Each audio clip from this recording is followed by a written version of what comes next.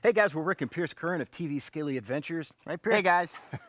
And we want to take just a minute because we are very adamant about making sure that you guys always stay prepared, because one of the things that we believe in teaching our viewers is survival skills, because personally we don't think there's enough focus on that out there now the way there used to be. So we just wanted to take a few seconds to show you one of the ways that we stay prepared. So Pierce, what do you got here in front of you? Yes, so this is our main kit, and what we do is we keep this near a door or in a very highly populated area of the house that we can quickly get to in an emergency or situation which we need to get out. And we've got a lot of stuff in here. So we've got some Siloom light sticks. These are good if it gets dark and we do not have a fire or other things prepared. This is a Venom bite kit, and this is if somebody was to get bitten on the way, what we can do is we can make sure that they can get treated before we get to a hospital. We've also got other things like sharp knives that are not unpacked so that they're ready to go when it's time. We have water canisters, we have duct tape, because you always need duct tape. It's indispensable. You can make a house out of it practically.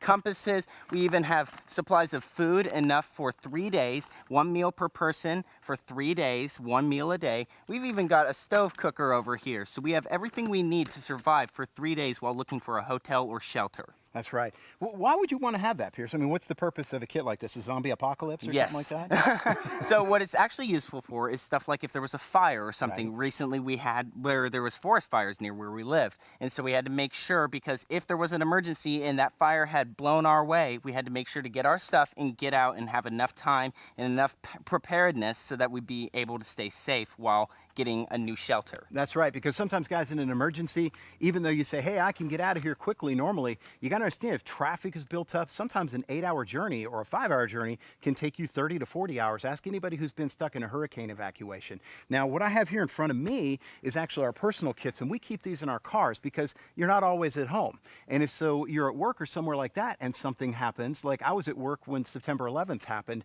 and I felt very unprepared because at the time I didn't think to have one of these kits.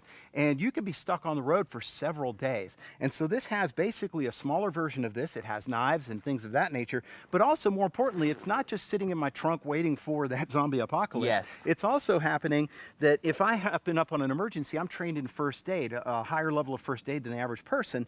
I have things in here like I have a trauma kit which can handle up to an amputation of a leg and stop bleeding. And I even have a blanket. Now you'll notice all this stuff is wrapped in plastic, and that's because if it gets wet, it's of no use to me. But the blanket is good because, like, if someone goes into shock, they need to have a way to stay warm, because one of the symptoms of shock is getting cold. We also have 3 days of food supplies in here.